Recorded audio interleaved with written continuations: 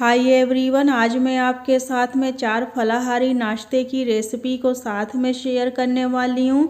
ये सारे ही नाश्ते खाने में बहुत ही ज़्यादा टेस्टी और मज़ेदार लगते हैं। आइए देखते हैं इन फलाहारी नाश्ते की रेसिपीज़ को आज हम कैसे बनाएंगे। फलाहारी जीरा आलू को बनाने के लिए गैस पर हम एक कढ़ाई रखेंगे। इसमें हम 1 बड़ा चम्मच देसी घी डालेंगे। इस रेसिपी में आप देसी घी का इस्तेमाल करिएगा, इससे जीरा आलू खाने में बहुत ही ज़्यादा टेस्टी लगते हैं। घी गरम हो गया है, 1 टीस्पून जीरा डालेंगे और जीरे को हम चटकने देंगे। 2 रफली चॉप की हुई टेस्ट के अकॉर्डिंग हरी मिर्च ऐड करेंगे। अब हम इसमें ऐड करेंगे बॉयल किए हुए आलू को हमने बॉयल करके इसे ठंडा करके इसे हमने मोटे पीस में काट करके पहले से तैयार कर लिया था। इसे हम जीरे के साथ में चलाते हुए हाई फ्लेम पर 2 मिनट तक अच्छे से भून लेंगे। आलू को जीरा के साथ में हमने 2 मिनट तक चलाते हुए हाई फ्लेम पर भून लिया है। इसमें हम 1 टीस्पून सेंधा नमक ऐड करेंगे टेस्ट के अकॉर्डिंग। थोड़ा सा हम इसमें काली मिर्च का पाउडर ऐड करेंगे। अब हम सारी चीज़ों को आलू के साथ में चलाते हुए फिर से इसे हम हाई फ्लेम पर 2 मिनट तक भून लेंगे। हमने इसे अच्छे से भून लिया है। अब हम इसे ढक कर रख देंगे लो फ्लेम पर पकने के लिए 5 मिनट के लिए। 5 मिनट के बाद इसे हम चेक करेंगे। जीरा आलू को लो फ्लेम पर पकते हुए 5 मिनट हो गया है। इसे हम चलाते हुए मिला देंगे। अब इस जीरा आलू को और भी ज़्यादा सुपर टेस्टी बनाने के लिए इसमें हम 2 बड़े चम्मच भुना जीरा पाउडर ऐड करेंगे और हाफ टी स्पून हम इसमें चिली फ्लेक्स ऐड करेंगे। हमने इस जीरा आलू को बनाने के लिए खड़े जीरे का और जीरा पाउडर दोनों का इस्तेमाल किया है, इससे इसमें बहुत ही अमेजिंग सा टेस्ट आता है। अब हम इसे हाई फ्लेम पर चलाते हुए 2 मिनट तक भून लेंगे। जीरा आलू को 2 मिनट तक हाई फ्लेम पर हमने भून लिया है। जीरा पाउडर की कोटिंग बहुत ही अच्छे से हो गई है आलू पर और ये देखकर ही इतने टेम्पटिंग लग रहे हैं, खाने में तो ये और भी ज़्यादा मज़ेदार लगेंगे। अब इस जीरा आलू को और भी ज़्यादा चटपटा और टेस्टी बनाने के लिए हम इसमें हाफ नींबू का रस ऐड करेंगे। नींबू के रस की जगह पर आप अमचूर पाउडर का भी इस्तेमाल कर सकते हैं। इसे भी आलू के साथ में मिला देंगे। अब इस जीरा आलू को और भी ज़्यादा टेम्पटिंग और टेस्टी बनाने के लिए इसमें हम हरा धनिया ऐड करेंगे। यदि आप व्रत में हरा धनिया खाते हो तो ज़रूर डालिएगा आलू में। अब हम इसे भी मिला लेंगे और मिलाने के बाद गैस को ऑफ करेंगे और जीरा आलू को खाने के लिए अब सर्व करेंगे। फलाहारी जीरा आलू बनके तैयार हैं खाने के लिए। ये जीरा आलू खाने में इतने ज़्यादा टेस्टी लगते हैं, यदि आपने इसे व्रत में बना के खा लिया तो आप और कुछ खाना पसंद ही नहीं करेंगे। ये इतने ज़्यादा लजीज लगते हैं खाने में। इस फलाहारी नाश्ते को बनाने के लिए हमने 250 ग्राम कुट्टू का आटा लिया है। कुट्टू का आटा आपको इजीली मार्केट में किसी भी किराने की दुकान पर मिल जाएगा। अब हम आटे को इस ग्राइंडिंग जार में ट्रांसफ़र कर लेंगे और इसी के साथ ही हम इसमें ऐड करेंगे 1 गिलास पानी हम यहाँ पर नॉर्मल टेम्परेचर पर इस्तेमाल करेंगे। पानी को डालने के बाद हम इसे हाई स्पीड पर 5 से 7 मिनट तक ब्लेंड कर लेंगे और ये लीजिए बैटर तैयार हो चुका है। अब हम इसे इस बाउल में ट्रांसफ़र कर लेंगे। बाउल में ट्रांसफ़र करने के बाद हम इसमें ऐड करेंगे 1 टीस्पून टेस्ट के अकॉर्डिंग सेंधा नमक। हम व्रत के लिए बना रहे हैं इसलिए हमने सेंधा नमक का इस्तेमाल किया है। थोड़ा सा काली मिर्च का पाउडर डालेंगे। हाफ टी स्पून फ्लेवर के लिए जीरा ऐड करेंगे। यदि आप व्रत में जीरा खाते हो तो ज़रूर डालिएगा। और ये बैटर तैयार हो चुका है। अब हम इसे साइड में रखेंगे। इस नाश्ते को और भी ज़्यादा सुपर टेस्टी बनाने के लिए हम आलू का एक तीखा चटपटा मसाला बना के तैयार करेंगे। उसके लिए हमने 250 ग्राम आलू ले रखे हैं उबले मैश किए हुए। इसमें हम टेस्ट के अकॉर्डिंग 2 बारीक कटी हुई हरी मिर्च ऐड करेंगे। 1 टीस्पून सेंधा नमक ऐड करेंगे टेस्ट के अकॉर्डिंग। 1 टीस्पून जीरा ऐड करेंगे। 1 टीस्पून चिली फ्लेक्स ऐड करेंगे। थोड़ा सा हम इसमें काली मिर्च का पाउडर ऐड करेंगे। अब इस नाश्ते को और भी ज़्यादा सुपर टेस्टी बनाने के लिए खूब सारा बारीक कटा हुआ हरा धनिया ऐड करेंगे। हरा धनिया यदि आप व्रत में खाते हो तो ज़रूर डालिएगा, इससे नाश्ते में अच्छा टेस्ट आता है। सारी चीज़ों को आलू के साथ में मिला लेंगे। अब इस आलू के मसाले को और भी ज़्यादा चटपटा बनाने के लिए हाफ नींबू का जूस ऐड करेंगे। इसकी जगह पर आप अमचूर पाउडर का भी इस्तेमाल कर सकते हैं। इसे भी हम आलू के साथ में मिला लेंगे और ये आलू का मसाला बनके तैयार है। अब हम इसे साइड में रखते हैं। अब हम चलते हैं आगे के प्रोसेस के लिए। नाश्ते को बनाने के लिए हमने नॉन स्टिक तवा लिया है। तवा हल्का गर्म हो गया है। 1 चम्मच इस पे घी डालेंगे और पूरे तवे पर हम इसे फैला देंगे। अब हम 1 चम्मच बैटर लेंगे, इसे तवे पर डालेंगे। तवे पर डालने के बाद हम फिर से 1 चम्मच बैटर लेंगे, इसे हम दूसरी साइड में डाल देंगे। अब जो हमने आलू का मसाला तैयार किया है उसकी हम छोटी टिकिया बनाएंगे और नाश्ते के ऊपर इसे हम सेट कर देंगे। इसी तरह से हम दूसरे नाश्ते पर भी आलू की टिकिया को सेट कर देंगे।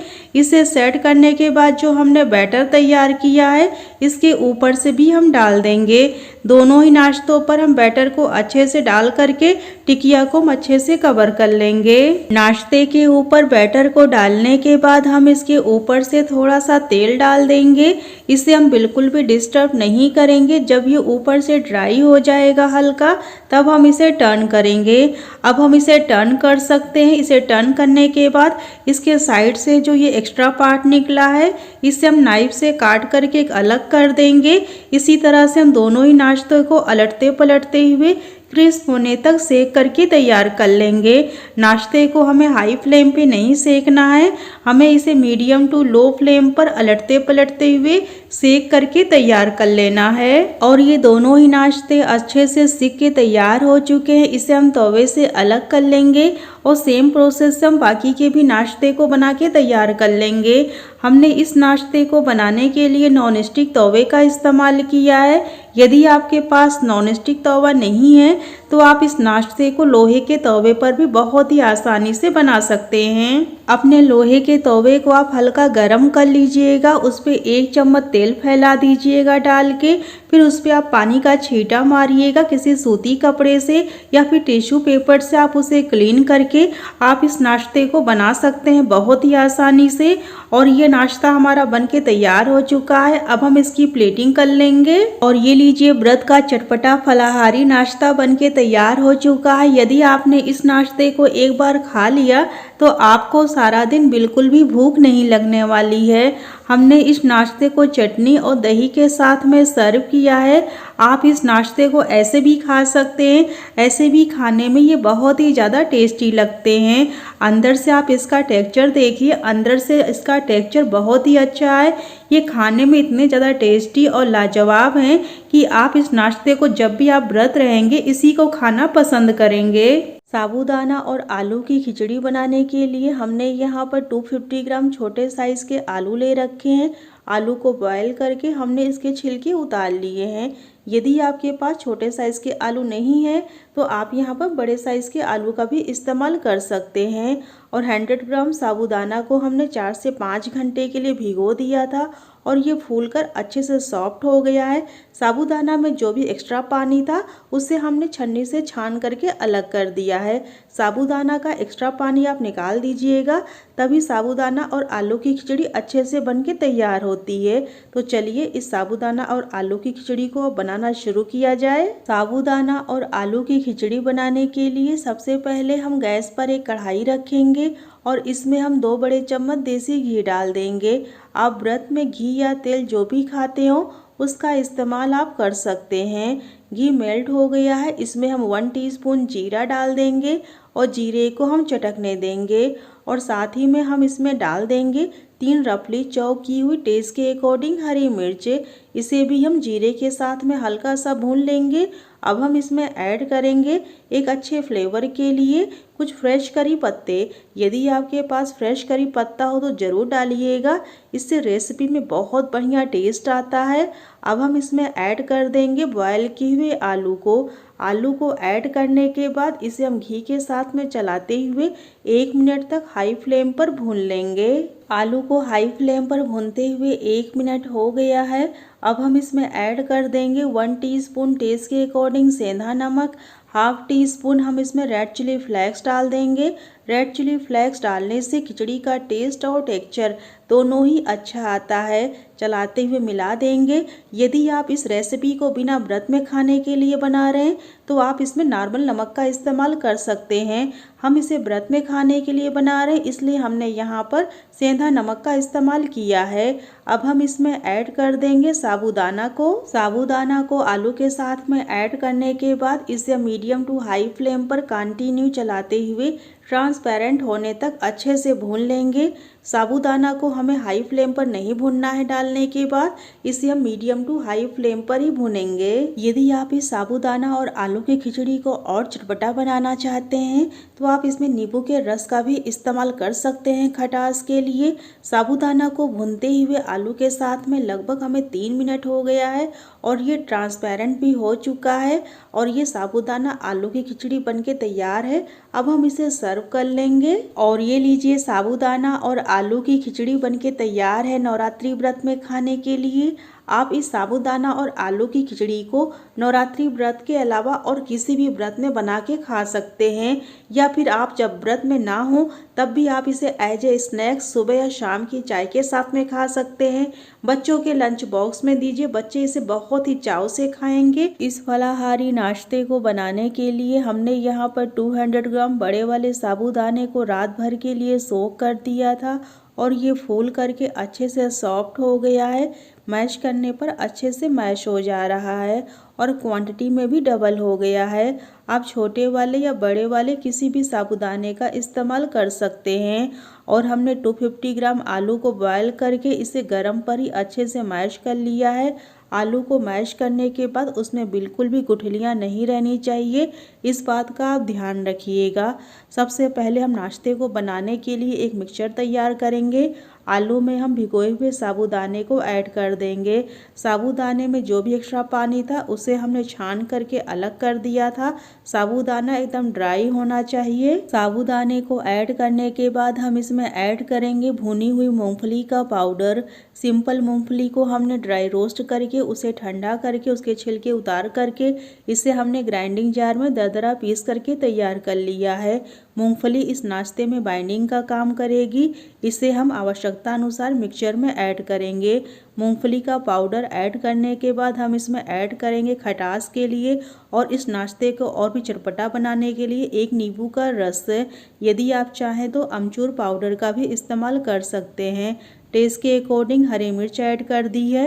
1 टीस्पून जीरा ऐड कर देंगे और साथ ही में अब हम इसमें ऐड कर देंगे हाफ टी स्पून काली मिर्च का पाउडर और 1 टीस्पून हम इसमें रेड चिली फ्लेक्स डाल देंगे। इससे नाश्ते में टेस्ट भी अच्छा आता है और टेक्सचर भी अच्छा आता है। 1 टीस्पून हम इसमें सेंधा नमक ऐड कर देंगे। हम इस नाश्ते को व्रत में खाने के लिए बना रहे हैं, इसलिए हमने यहाँ पर सेंधा नमक का इस्तेमाल किया है। थोड़ा सा हाथों में हम घी या तेल लगा लेंगे, इससे मिक्सचर हमारे हाथों में नहीं चिपकेगा और सारी चीज़ों को हम अच्छे से मिला लेंगे। और ये लीजिए, हमने मिक्सचर को मिला लिया है। मिक्सचर अभी थोड़ा सा गीला लग रहा है तो हम इसमें मूंगफली का पाउडर और ऐड कर रहे हैं। मूंगफली का पाउडर ऐड करने के बाद इसे हम फिर से मिला लेंगे। और ये लीजिए, हमारा ये मिक्सचर तैयार हो चुका है। अब हम नाश्ते को बनाना शुरू करेंगे। मिक्सचर को तैयार करने के बाद हाथों में हम थोड़ा सा घी या तेल अप्लाई कर लेंगे, इससे मिक्सचर हमारे हाथों में नहीं चिपकेगा। थोड़ा सा हम हाथों में मिक्सचर लेंगे और नींबू के साइज़ के बराबर हम इसकी एक बॉल बना के तैयार कर लेंगे। और ये लीजिए, हमारी एक खूबसूरत सी बॉल बन के तैयार हो चुकी है। सेम प्रोसेस से हम सारी ही बॉल्स को बना के तैयार कर लेंगे। इसे बनाना बहुत ही आसान है। और ये लीजिए, हमारी ये दूसरी बॉल्स भी बन के तैयार हो चुकी है। इसी तरह से हम सारी बॉल्स को बना के तैयार कर लेंगे। और यहाँ पर हमने कुछ बॉल्स को बना के तैयार कर लिया है। हम इन्हें बनाते जाएंगे और इन्हें हम सेकते जाएंगे। तो अब हम चलते हैं इन्हें सेकने के प्रोसेस के लिए। इस नाश्ते को सेकने के लिए आज हम अपे पैन का इस्तेमाल कर रहे हैं। सारे अपे बॉक्स में हम थोड़ा थोड़ा घी डाल देंगे। आप व्रत में घी या तेल जो भी खाते हैं उसका आप इस्तेमाल कर सकते हैं। सारे अपे बॉक्स में हम बॉल्स को इस तरह से सेट कर देंगे। इसे सेट करने के बाद इसे हम रख देंगे मीडियम फ्लेम पर ढककर पकने के लिए 5 मिनट के लिए। अब हम ऊपर से लीड लगा देंगे और इसे हम रख देते हैं मीडियम फ्लेम पर 5 मिनट के लिए पकने के लिए। 5 मिनट के बाद इसे हम चेक करेंगे। नाश्ते को पकते हुए 5 मिनट हो गया है। लीड को हटा करके हम चेक कर लेंगे और इसे हम एक स्पून की हेल्प से टर्न कर लेंगे। जब ये नाश्ता एक साइड से कुक हो जाए तभी आप इसे टर्न करिएगा, नहीं तो ये टूट जाएगा। इस बात का आप ध्यान रखिएगा। और ये लीजिए, हमने सारी बॉल्स को टर्न कर लिया है और अब हम इसे फिर से लीड लगाकर रख देंगे 5 मिनट के लिए मीडियम फ्लेम पर कुक होने के लिए। 5 मिनट के बाद इसे हम फिर से चेक करेंगे।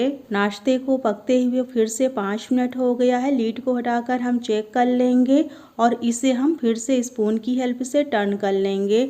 इसे टर्न करने के बाद अब हम इसे ढककर नहीं पकाएंगे, हम इसे खोलकर ही उलटते पलटते हुए क्रिस्पी होने तक पका लेंगे।